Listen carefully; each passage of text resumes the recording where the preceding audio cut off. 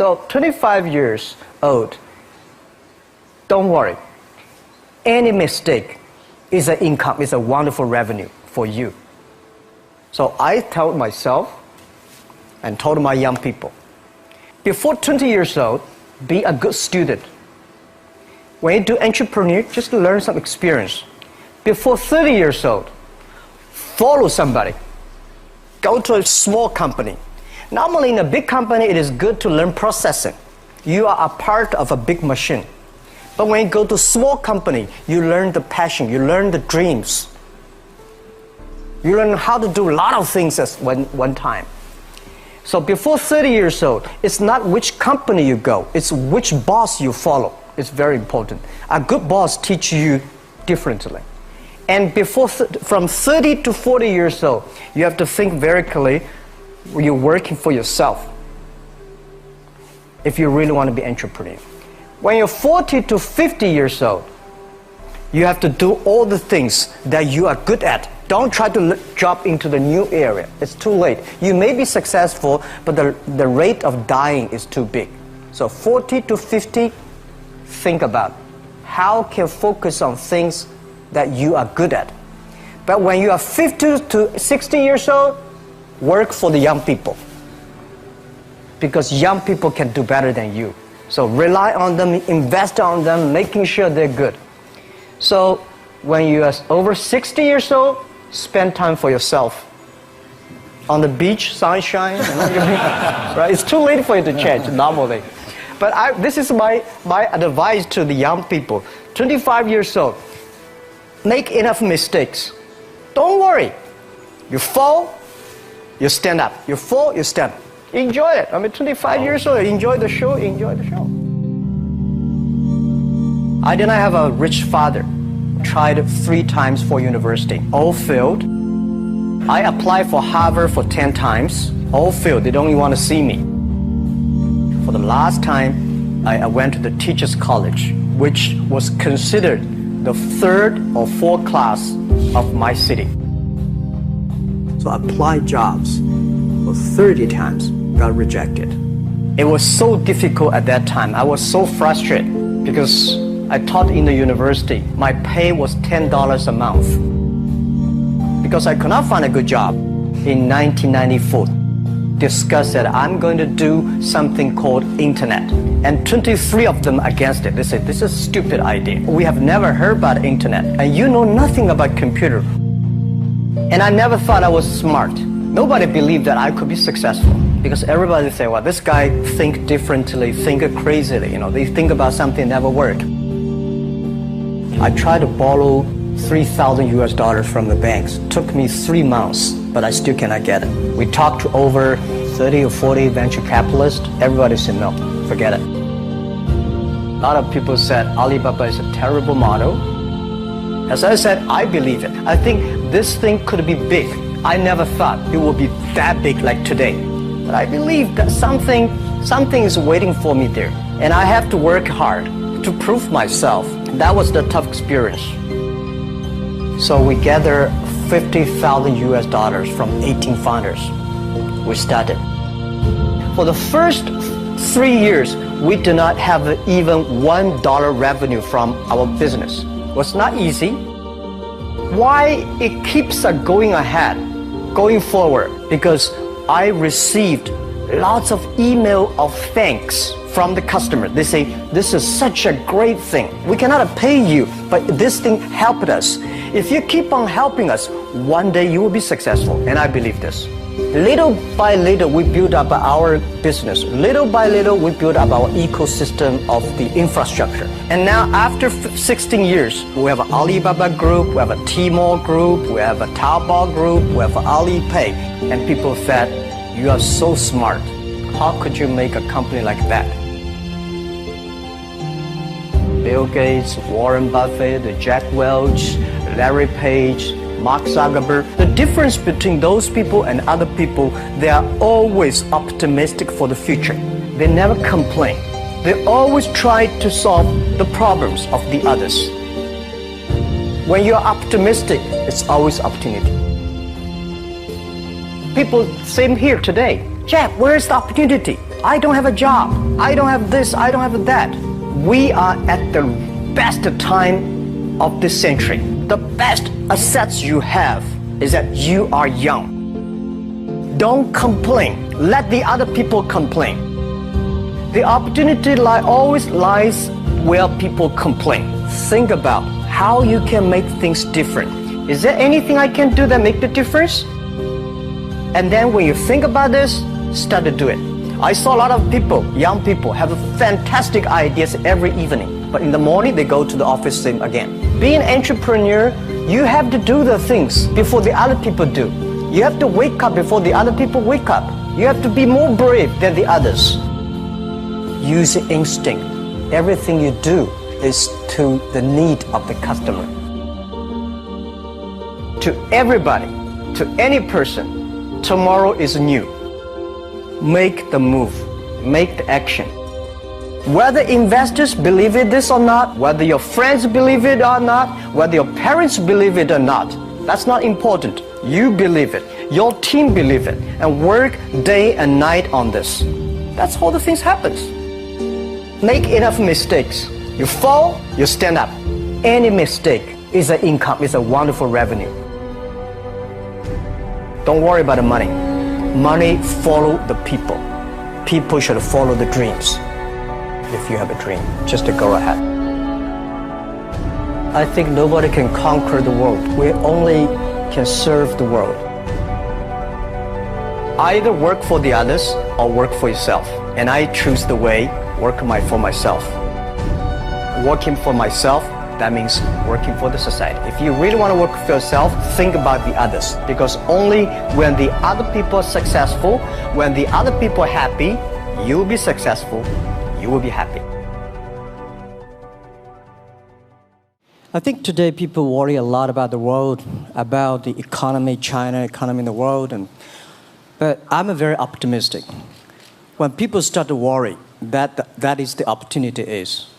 I worry about the blood testing, and she created good things. And I think great innovations, great companies always happen in the tough times. Life's like the music. You have up, you have a down, you have a long, you have a short notes.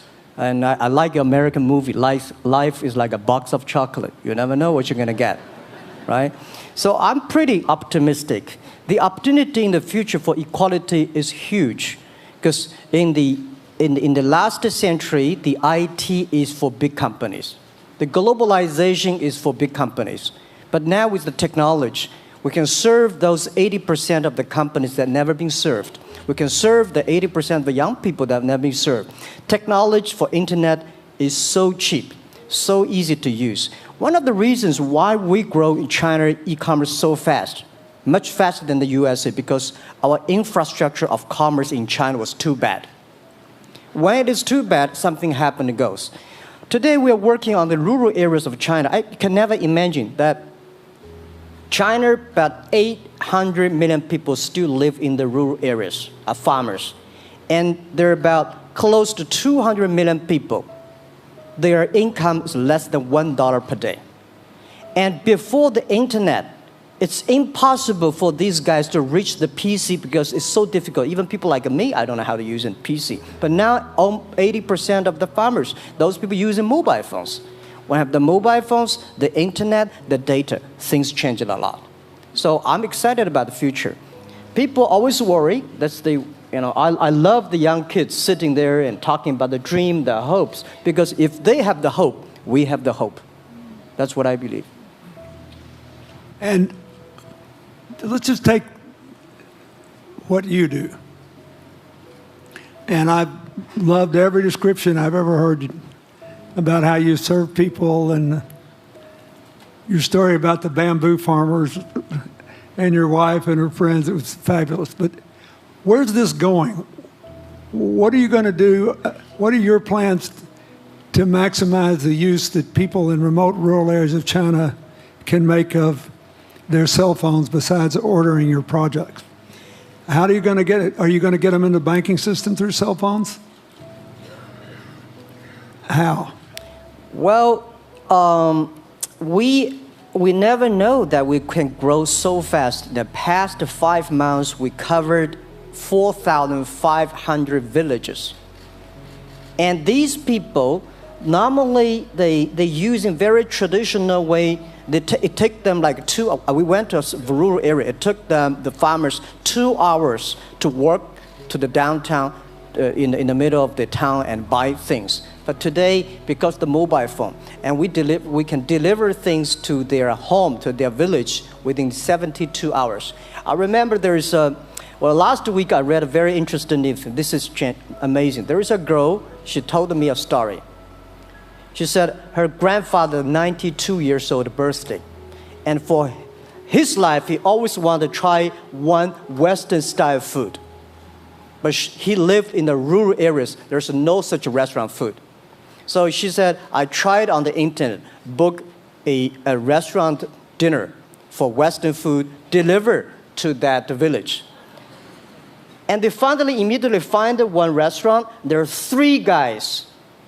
They took like a 3 days bus from Shanghai to that village, made an Italian spaghetti and a beef for them for this 92 years old birthday. And whole village was excited. Everybody started, wow, you can order food, Western style food. So buying almost everything. And also we're helping, there are a lot of farmers, they plant a lot of apples, great apples. But 90% of the apples rotted because there's nobody buy them. They normally buy by track. If you sell the apples, they sell whole track. And using the traditional way, they can sell by whole basket of the apples. But now, because of the internet, they sell by one. Each apple, they sell $1. Or 1 RMB or 2 RMB for each. So the farmers see using internet, they can buy and sell using the mobile phone. That changed their lives. And I think it's exciting. And people need examples when they see, my neighbor made money through online to selling things. My neighbor buy much interesting things online. People start to learn. And more people start to buy the mobile phones. We cannot make all the mobile factories to sell phones to them. Only they know the mobile phone really works, helping change their lives, they start to buy the mobile phones. Just one more question. And then, do you think this will make the current problems like the current problem in China less likely? That is, if we'll have more market information and the market will drive where the investment goes instead of the government trying to make judgments about, I better build another housing development or office development here, there, yonder, and you wound up with a bubble. If it comes from the bottom up, is it more likely that fewer bad things will happen? Yeah, I think last week I was in Seattle discussing about the China economy. I think you American people worry too much about the China economy. Well, you see, every time when you start to worry about China goes better. Every time you think China is in problem, we'll get better. But when you have to say, you have a high expectation of China always a problem. Like parents have the expectation of the kids, are the same. But there's a big difference between American consumption because people say, the economy is bad, so China consumption will be good low. No, totally different. You Americans love to spend tomorrow's money. And the other people's money, maybe. Or maybe the children's money. We Chinese love to save money.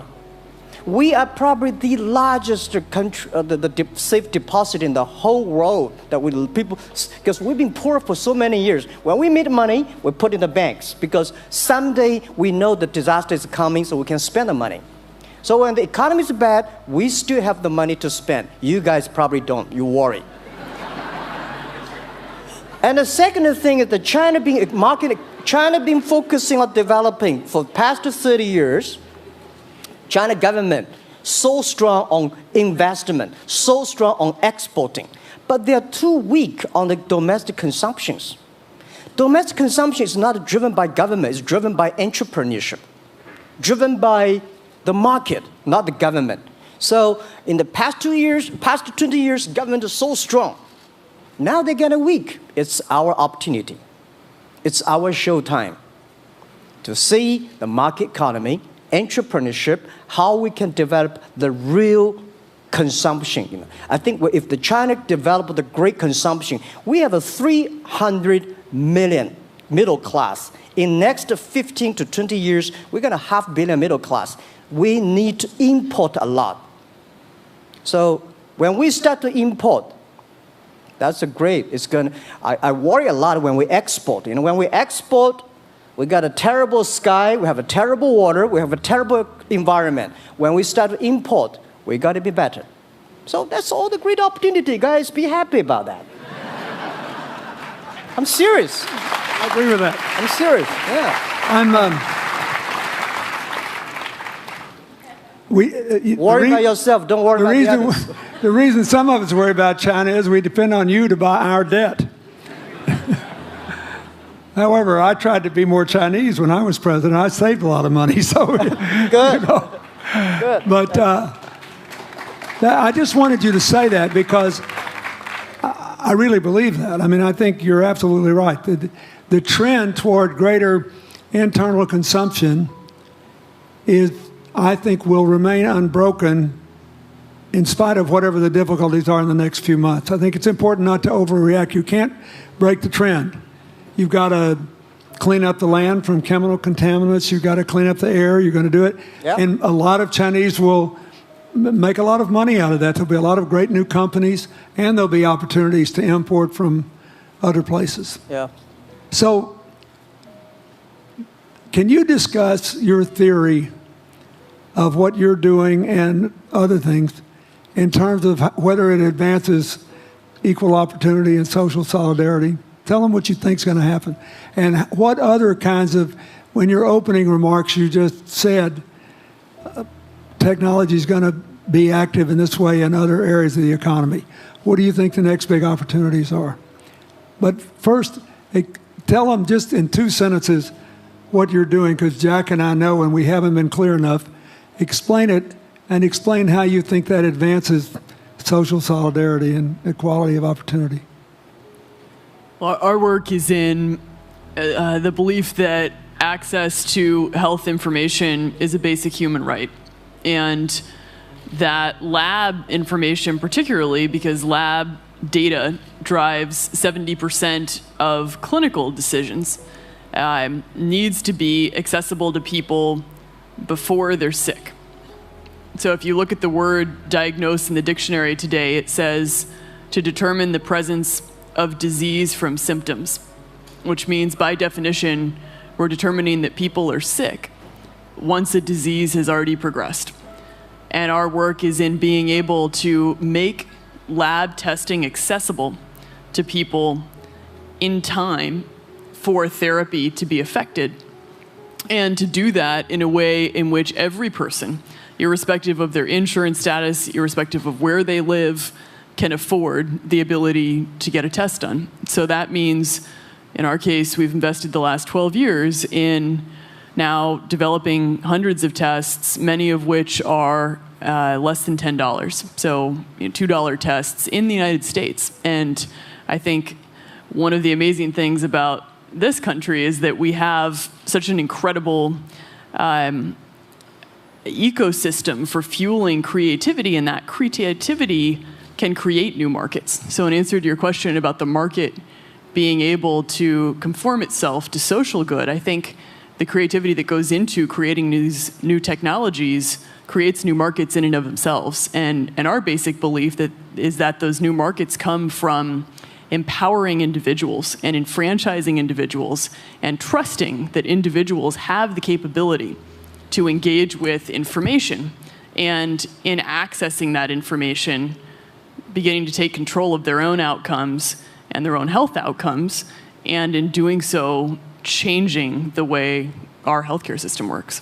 Think what this could mean for rural China, for rural India, for Native American reservations in America, for the Mississippi Delta, for the remote areas of where all the jobs were lost from coal. You're all of a sudden giving people information. And one of the most important things I think we did in my second term as president in the healthcare front was develop this diabetes self-care program, and all of a sudden Jack's company could be delivering the means to self-care based on your test. I mean, I think that this is a very big deal. We all want to live as long and as well as we can, and Craig Venner was here. We were joking about whether we'd make it to 100, but in the meanwhile, you want to keep people healthy, and if they're sick, you want to intervene early, not late. Yeah. Well, and if you look at, the ability to engage with this information, we have a $4 trillion healthcare problem in this country. 20% of it is type 2 diabetes, which is reversible. And we have 90 million Americans who do not know they are pre-diabetic. But access to information and the ability to engage with that information is the foundation for being able to change those outcomes and cost, right? One more fact, and then I want to call on Jack. You founded this company 12 years ago, right? Yeah. Tell them how old you were. I was 19. Yeah. So, don't worry about the future. We're in good hands. So, I was thinking about 19, where I am. 19, I've not passed the examination for university yet. I failed 3 times, but I think it worked out. I'm not good at schooling.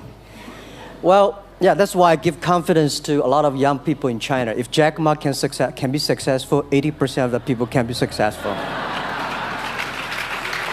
People like her, we're jealous. But, well, equality, I would like to make a little bit technology helping, because yesterday I was joining the UN Women Conference about gender equality. And I think the first technology revolution happened 200 years ago in the UK, released the human body, the arm, stronger. The second technology revolution in the USA for energy, you can last long. But this technology revolution release the brain. So this century is not a competition who is stronger, whose muscle is stronger. It's who is smarter, who is soft, who can listen. It's the challenge of wisdom. So man and woman are equal. On the internet, you can never see he's a woman or a man. And on the internet, women can serve much better than men on the internet. And a man talking about a business, talking about numbers, competition, they make business very cold. Women, they make business very cozy, lifestyle, and interesting. 50%, more than 50% of our shop owners, more than 5 million shop owners are women. And people love that. I mean, this is a great thing. I see that this century, we see more and more women leaders, on the state leaders, the presidents. In the future, we're going to General Secretary of the United Nations should be a woman leader. And this is the great century for equality. And I feel excited about that. Let me ask you, we're almost out of time, but one of the things that we haven't talked enough about here, and not just here, but generally, is whether the leapfrogging we saw with cell phones, which was instrumental in your phenomenal business success and which will make it possible for you at the appropriate time to do what you've done on a global scale, hitherto unimaginable in all of human history for anybody to have any of their own health data. We've seen examples, but not the kind of dramatic penetration we need with energy and clean energy and in short enough time to avoid the worst consequences of climate change. So do you believe that, your country has done more than anybody else to try to put up solar panels, and some of your companies went broke because you overdid it, right? But beforehand, and you got to work out the phase out of the coal, the phase into the sun and all that. Meanwhile, Africa, which is growing like crazy because of the cell phone in no small measure, and has 6 of the fastest growing countries in the world, still has vast swaths of its land totally dark at night. Do you believe that it's possible for us to scale up with distributed solar power rather than centralized as quick as we did with the cell phone? And if so, and if that were your business, if you had to quit what you're doing today and start there, how would you do it? And how would you do it? Very first, I know that. I'm such a huge believer in technology, and I think especially right now, we're at an incredible time in terms of new technology and the ability to apply technology in a scalable way toward solving some of these problems. So I would look at it in the context of some of the renewable solutions that we already have, and in the context of empowering, connecting individuals with access to those solutions, and in the context of creating markets around them. I think that there's real opportunity to actually create an ecosystem in which people can financially benefit from these solutions, and I think that's going to drive an adoption. I think in developing economies, there's a revenue stream associated with that, and the more we can turn even already some of the technologies that we have into markets, the more that we can fuel, I believe, local growth and individual engagement in beginning to adopt some of these solutions. Just related to that, Jack, you answer it, and then I'll ask you one final question. Yeah, I am a strong believer that technology can make world much better, because people say China economy is getting slower. I'm happy about 7%, even 5%. Even 5% of the GDP of the number of China, of the second largest economy, is big enough. But you don't expect China keep on growing 11%.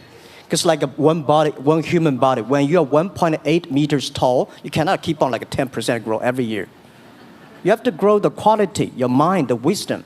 So I think China needs new technology to solve these problems, and which today the data, the clean technology, all these things that China is supposed to do, if we keep on the tradition, the old ways, we'll go nowhere. This is why I feel excited, because people ask me, what is your dream now? Because I never thought I would be today. I can sit here talking to president. I'm like a guy, on the street, and like failed 3 times for university, 5 times for high key schools. I applied for 10 times in Harvard school, all rejected. I never thought, because of the technology, because the internet gave me this opportunity. So I think when I retire, I don't want the Chinese people have a terrible water to drink, unsafe for food, and the money we make all spent in the hospital. That's disaster. So how we can using the technology to enable young people. The great chance of this world, don't worry about it. We got 1.4 billion people who were born in 1980s. They are the people of the internet times. They are going to have new ways to solve the world problems. The things you are worried about today, they can solve it. And human beings have these kind of worries for centuries. And young people can always solve it. And today, when you have a right direction, clean energy, the climate change, all these issues, they will be solved, and these are the great opportunities ahead of us. Anything else? I agree with that. I think the more we can enfranchise people, the more we can create ecosystems in which individuals are empowered, the more we give rights to individuals to be able to build businesses, to be able to pursue the economic benefit of technologies, the more you see these markets change. Before they leave the stage, I want you to look at them. And I want you to think about the time we have had to spend here dealing with the refugee problems in Syria and Lebanon. Stand up, Elias. This is my friend Elias Bousab. He is the education minister in Lebanon. He's got to educate all these kids. And so he left a miracle that very much reflects the lives that Elizabeth and Jack have lived. He was in a very responsible position at the American University of Dubai. They started bringing American scholars over there to live in an Arabic culture. He did all these wonderful things. Lebanon got in trouble. He went home to save his country. What is the difference? How much more could he and every smart Lebanese person do if they could focus on these things? And why can he not? because the place is dominated by people who think their differences are more important than their common humanity and their common challenges. You cannot imagine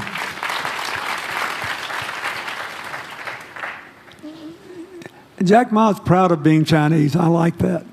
He never hid it. He's happy about it. I'm proud to be a global citizen too. Yeah. Yeah. And I imagine Elizabeth's proud to be a blonde-haired, blue-eyed American techno whiz from Northern California. Yes. But they don't, not a word either one of them has said has defined the meaning of their lives or the direction of their work with negative reference to someone else. My friend Dikembe Mutombo, stand up. No, you don't have to stand up. It'll hurt you too much. You're an old man. My 7'2" tall friend was just inducted into the National Basketball Association Hall of Fame. And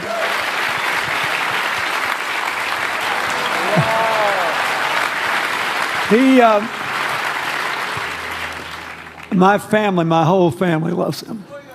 And I have seen how much he has given back to his native country, Congo, which has been so troubled. I've known him a long time. We both went to Georgetown University. I did before he was born, I think. I've never heard him say a resentful thing about anybody. I have seen him give and give and give and try to give the people in his native land opportunities. Why am I telling you this? He's had a good life because he never defined his life with negative reference to anybody else. He never begrudged anybody else's success, and he thought he had an obligation to help other people.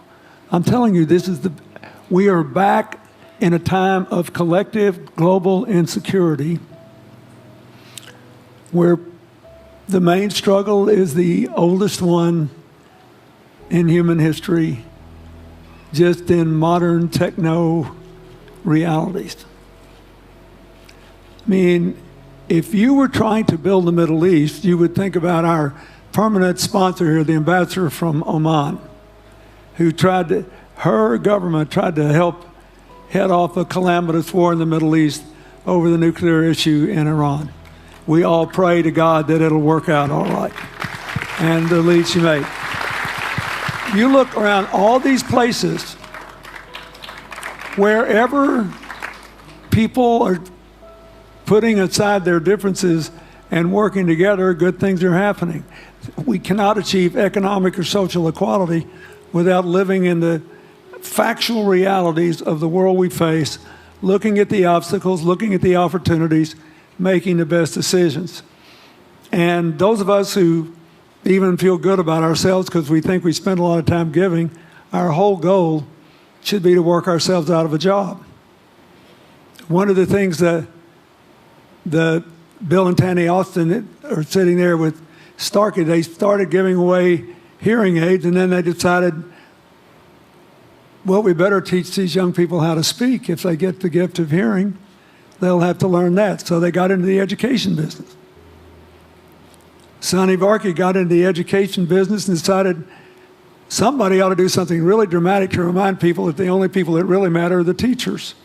So he gave the first Global Teacher of the Year award last year, and an international panel gave the prize to a teacher from Maine who promptly gave the entire $1 million to her school.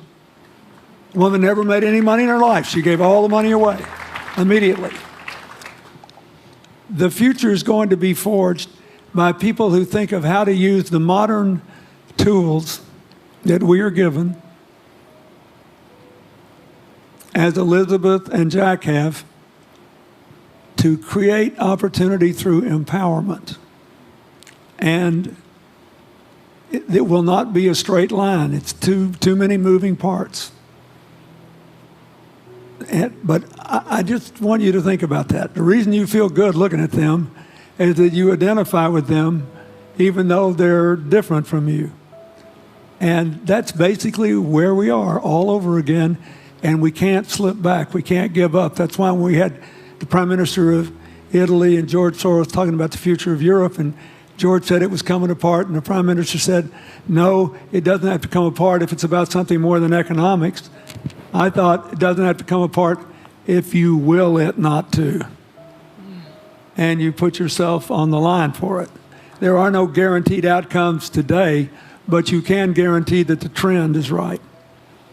So go ahead, you were going to say something, weren't you? Yeah, I just wanted to add, I mean, as we're talking about the future and from my own experience and looking at all the faces here, I think a huge part of the answer to your question is also to raise our little girls with the stereotype that they can be the best in engineering and science and math. Because when they do in all of these industries, it changes everything. And we need to do that in this country, and we need to do that as parents in other countries. You know? Yeah, I was thinking about if what you say. I think about when you talk about problems, you normally, it's like a politician. When you talk about opportunities, that the business people. I was thinking about how we can using all the problems that change the problem become the opportunity. And I don't know. I just feel excited when people talk about problems. I think think about if you can solve one of them, that's the chance. And today, nobody live in this century has so many opportunities and so many tools they can use to change other people's life. And I think in the last century, which I call the IT time, this century is called the DT time, data technology.